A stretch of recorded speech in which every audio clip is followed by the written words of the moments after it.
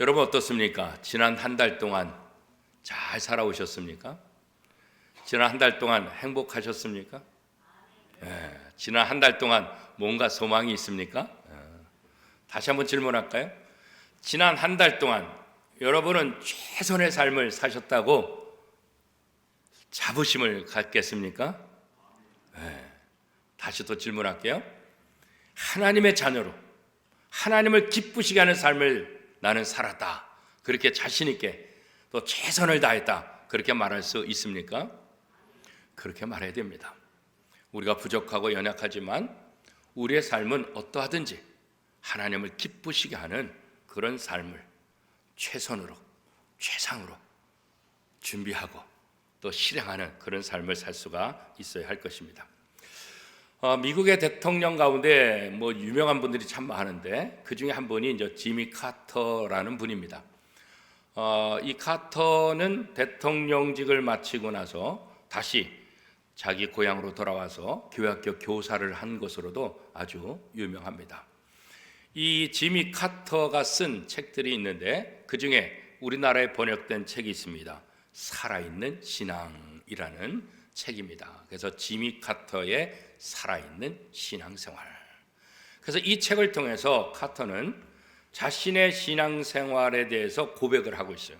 자신이 어떻게 신앙생활을 하고 있는가? 자신의 신앙생활의 그 좌우명이라고 할 수 있는 것들은 무엇일까? 이 책의 일부분을 여러분에게 소개하겠습니다. 우리들, 특히 신앙을 가진 사람들에게는 보다 높은 삶의 표준과 기대치가 있어야 한다. 그것은 말할 것도 없이 복음서를 통해 예수께서 보여주신 삶의 원칙이다. 그리스도인들에게 이 원칙은 일반적인 종교 규범들 가운데 하나가 아니라 우리 개인의 행동과 일생을 기준하는 유일한 규범이어야 한다고 나는 믿는다. 그런 기준들을 따르기 위해서 우리는 자진해서 때로는 억지로라도 최선을 다해야 한다고 믿는다. 탁월한 삶, 그것은 율법을 순종하는 그 이상이어야 한다고 나는 믿는다. 성경에서 말하는 최고의 가치관, 그 가치관의 실현을 위해서 드려지는 최선의 삶, 우리는 그 이하일 수 없다고 나는 믿는다. 신앙생활하면서 자신의 삶을 하면서 매 순간 최선의 삶을 살아야 되는 것, 이것이 자신의 좌우명이다, 이렇게 고백하고 있습니다. 카터가 이런 좌우명, 매 순간 최선을 다하는 삶을 살아야 된다, 이런 좌우명을 갖게 된 이유가 있다고 합니다. 이 카터는 해군사관학교 출신입니다. 미국의 해군사관학교에 들어가서 4년의 과정을 다 마치고 이제 장교로서 임관을 앞두고 그 당시 해군 제독, 미국 해군의 아버지라고 말하는 해군 제독이 있는데 리커버 제독입니다. 이 리커버 제독을 만나서 이렇게 면담을 하게 됐는데 그때 리커버 제독이 이 카터한테 질문을 했어요. 지난 4년 동안 해군 사관학교에서 전략과 전술과 또 장교로서 또 어떤 것들을 배웠는지 하나씩 질문하고 또 앞으로 장교로 임관하게 되면 어떠한 삶을 살아야 될지, 하여튼 여러 가지 군인의 자세, 태도, 다양한 부분에 있어서 또 설명도 하고 질문도 하고 그렇게 했어요. 그리고 마지막에 이 리커버 제독이 카터에게 이렇게 질문을 던졌어요.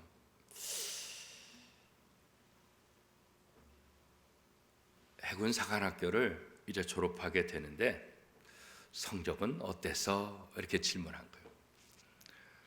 카터 입장에서는 내심 반가웠어요. 왜냐하면 나름대로 열심히 했거든요.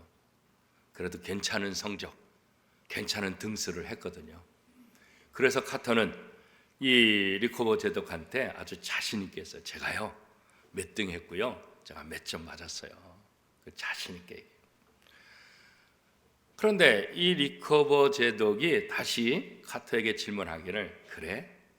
그런데 그게 최선을 다한 결과인가? 이렇게 물었어요.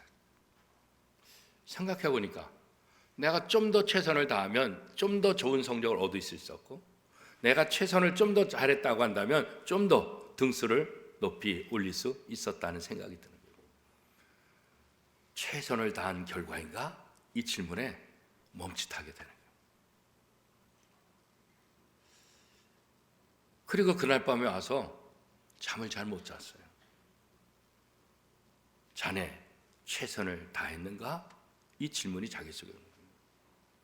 그래서 무슨 생각하게 되냐면, 내가 이 세상의 모든 것들을 마치고 하나님 앞에 갔을 때 마치 리코버 제독이 자네 최선을 다했는가? 이렇게 질문한 것처럼 하나님이 내게 이 질문을 하실 것 같다.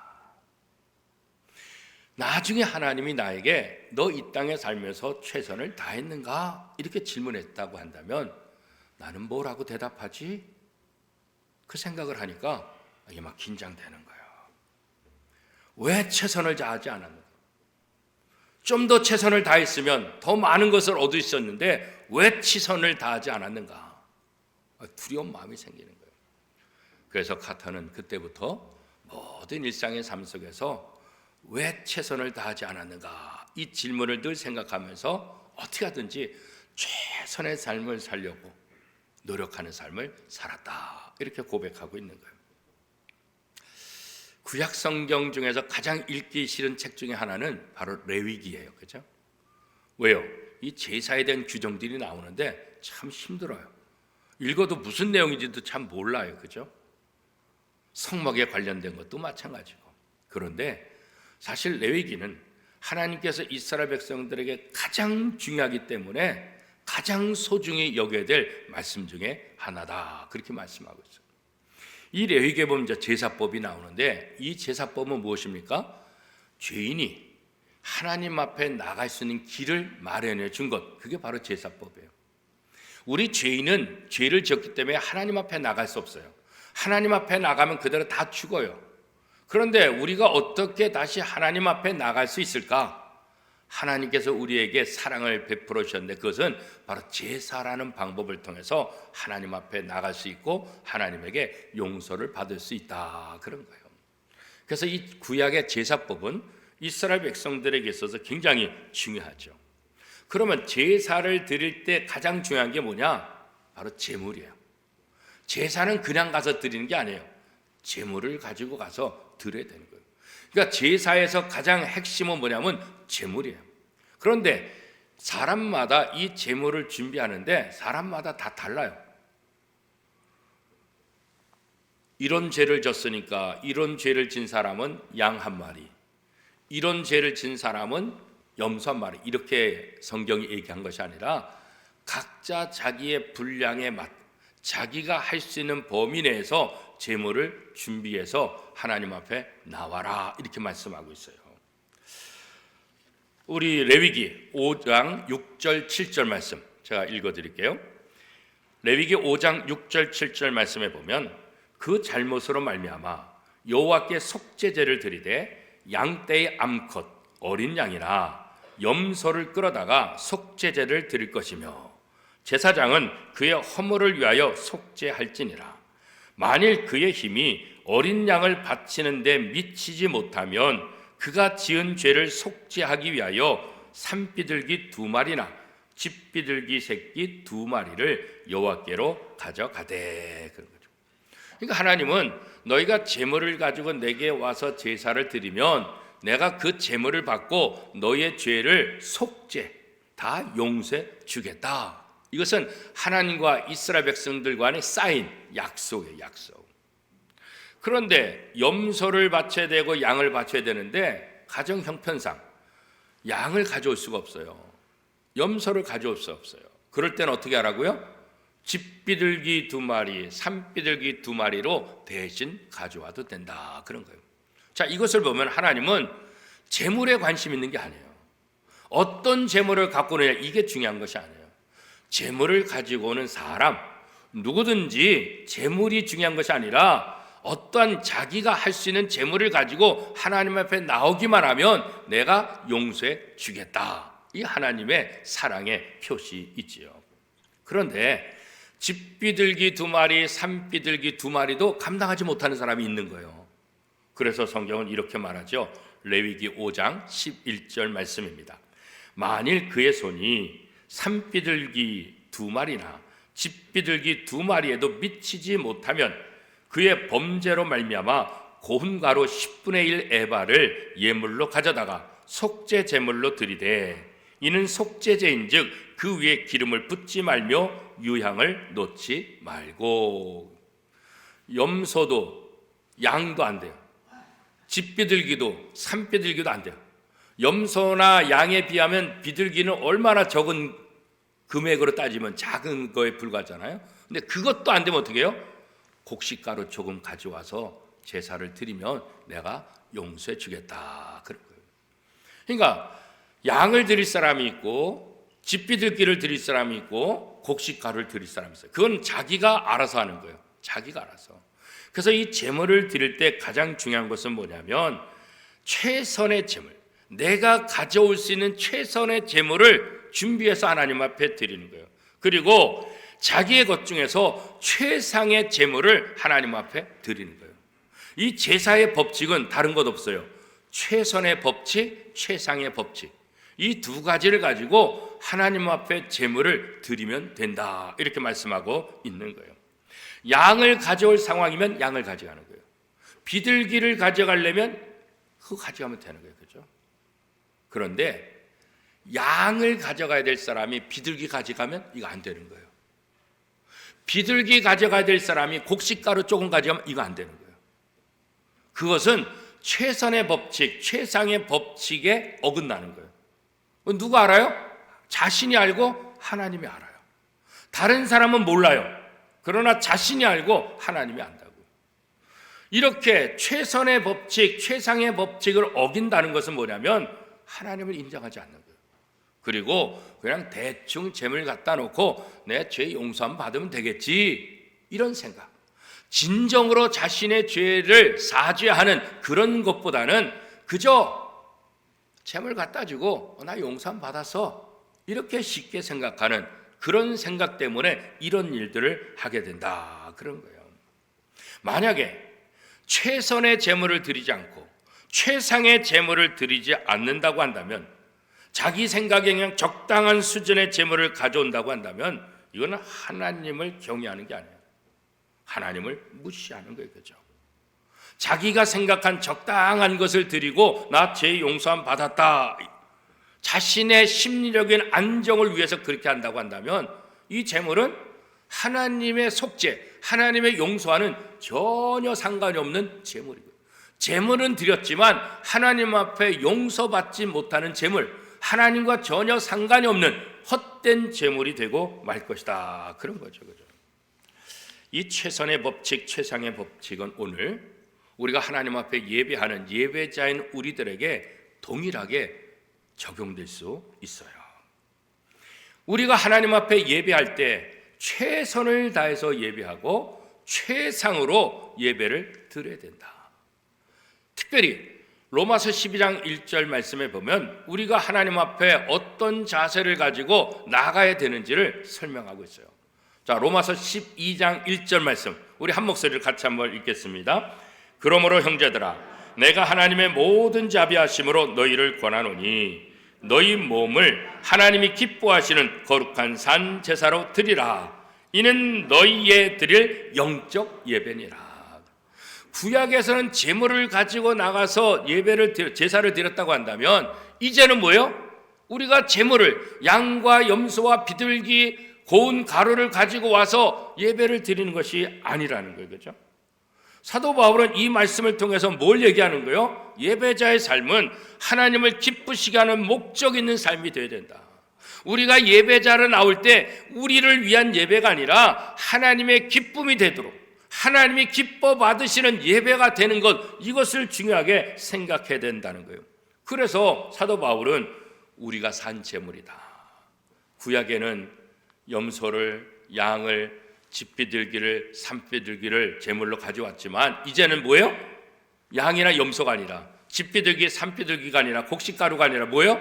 너 자신, 우리 자신이 산 제물이 되어서 하나님 앞에 드려야 된다. 그런 거예요. 우리가 산 제물이기 때문에 우리의 이 몸을, 우리의 삶을 최선의 상태로, 최상의 상태로 만들어서 하나님 앞에 드려야만 하나님이 기뻐 받으신다. 그런 거죠. 우리가 헌금을 준비하고 헌금을 드릴 때도 최선의 법칙, 최상의 법칙을 적용해야 돼요. 우리가 봉사할 때도 최선의 법칙, 최상의 법칙을 적용해야 돼요. 우리가 예배 드릴 때도 최선의 법칙, 최상의 법칙을 적용해서 하나님 앞에 예배를 드려야 된다는 거예요. 하나님의 백성으로 인생을 산다고 한다면 우리는 하나님 앞에 아무렇게나 드려서는 안 되는 거예요. 우리 자신을 산 제물로 생각하고 최선의 제물이 되도록, 최상의 제물로 하나님 앞에 드리도록 우리가 노력할 필요가 있다는 거죠. 심지어는 최악의 상황 속에서도 그 상황 속에서 최선을 다하고 최상의 것으로 하나님 앞에 예배를 드려야 된다. 이렇게 성경은 이야기하고 있는 거예요. 이 성전의 제사법에 의하면 제물과 제물을 드리는 사람과 동일시시키고 있어요. 그러니까 제물과 사람, 제물을 드리는 사람과 동일이다. 이 말은 제물 드리는 사람이 이 제물인 짐승과 같은 존재다 이렇게 말하는 것이 아니에요. 이 짐승이 또 우리와 우리다 이렇게 말하는 것이 아니에요. 이 말은 동일시한다는 말은 뭐냐면 제물이 죽어져서 하나님 앞에 드려지는 것처럼 우리 자신을 죽여서 하나님 앞에 드리는 거예요. 이 제물이 죽음으로 죄값을 대신하는 것처럼 우리가 이 제물의 죽음을 통해서 우리의 죄를 대신한다는 거예요. 그죠? 그래서 이 제물과 제물을 드리는 사람을 동일시하는 그것에 있어서 중요한 게 뭐냐면 제물을 드릴 때 제물을 드리는 사람이 제물에게 안수를 해요. 안수. 왜 안수를 하냐? 이 안수하는 것은 뭐예요?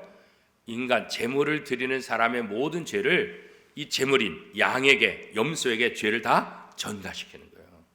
내가 갖고 있는 모든 죄가 이 제물에게로 갔습니다. 그리고 이 제물을 잡아서 죽여서 하나님 앞에 드림을 통해서 이 제물이 죽은 것은 제가 죽은 것입니다. 이것과 같다는 거예요. 이것과 같다는 거예요. 그렇죠? 그래서 안수라는 이 히브리어는 어떤 의미가 있냐면 기댄다 그런 거예요. 기댄다, 의지한다 그런 거예요.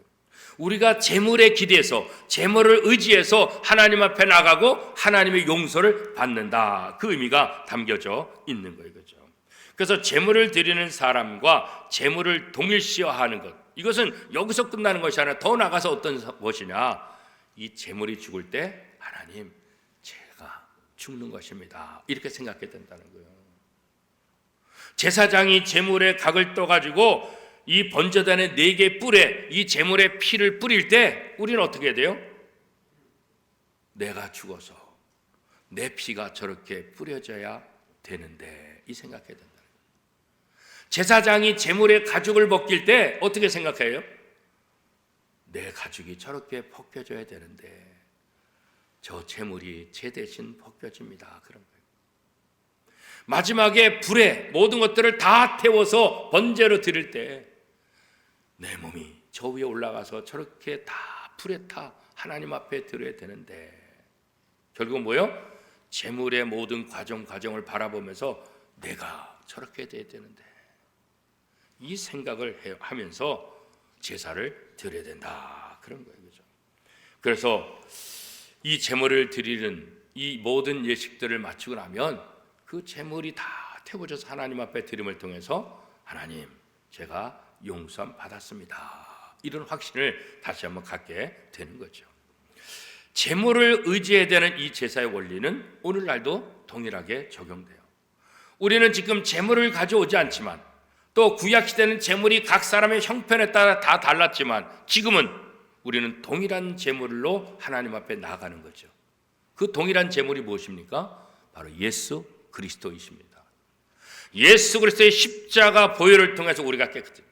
구약에서는 제물의 피를 흘림을 통해서 우리의 죄 용서함을 받았다고 한다면 이제는 예수 그리스도의 십자가 보혈을 통해서 우리의 모든 죄가 용서받았고 우리가 다시 의인이 됐고 우리가 다시 하나님 앞에 나갈 수 있는 자격을 얻게 되었다. 그런 거죠.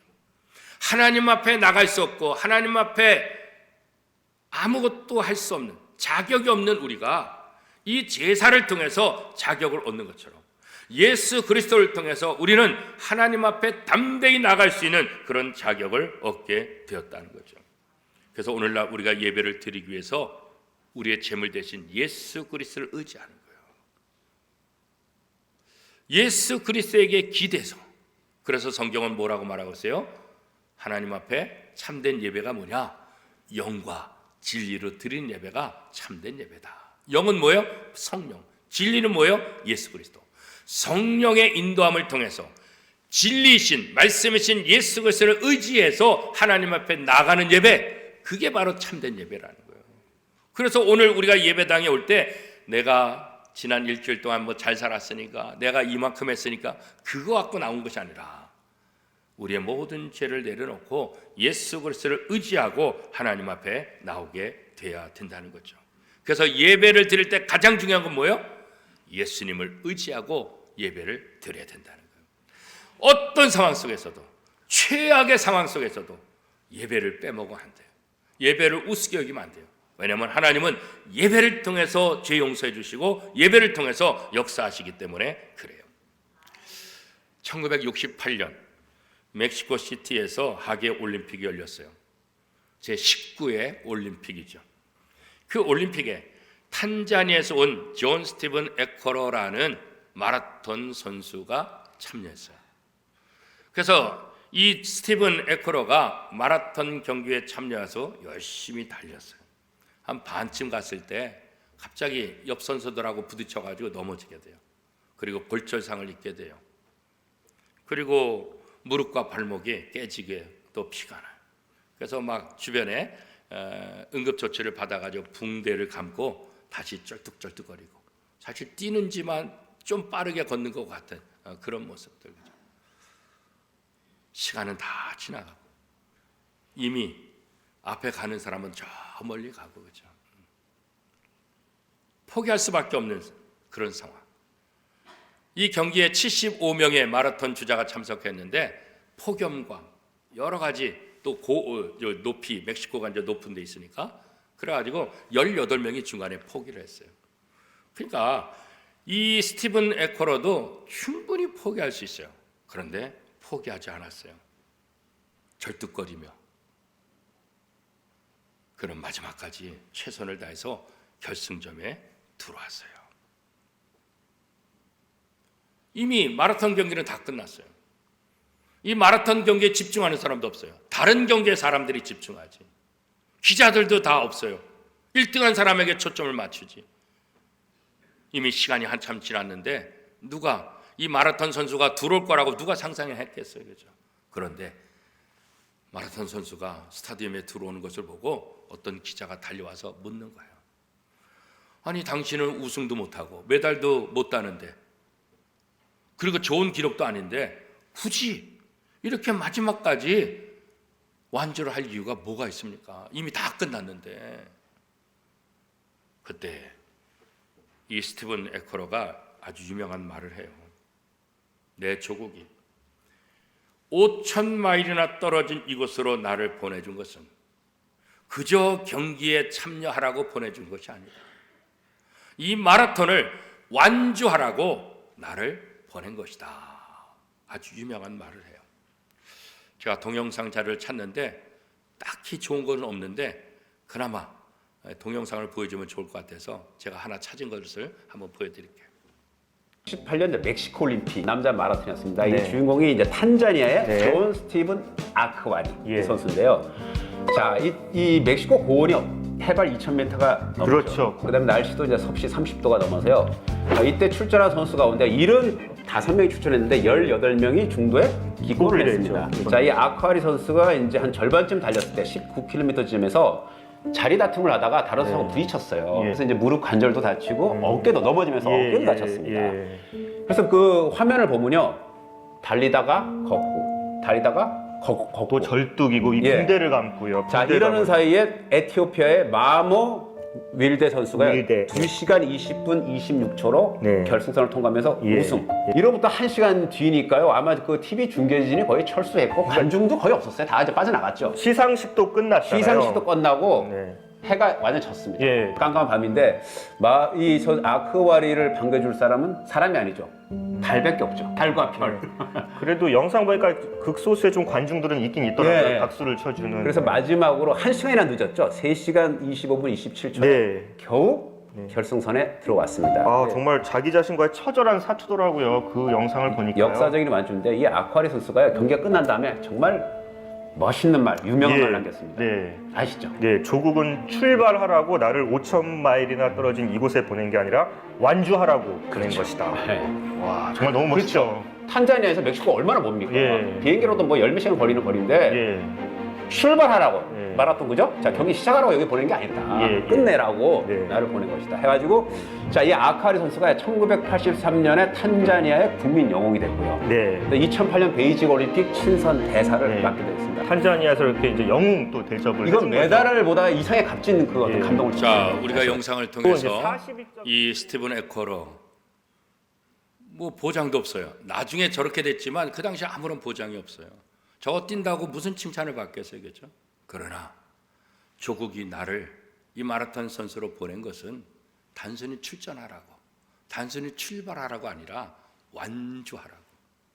조국에 대한 사명감, 책임감 때문에 최선을 다하는 부상 속에서도 남들은 다 포기할 수 있는 상황. 여러분 같으면 포기 안 하겠어요? 벌써 포기하지.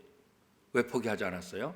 최선을 다하는 탄자니아 마라톤 선수라는 이 책임감 때문에 너 나가서 왜 최선을 다하지 않았냐?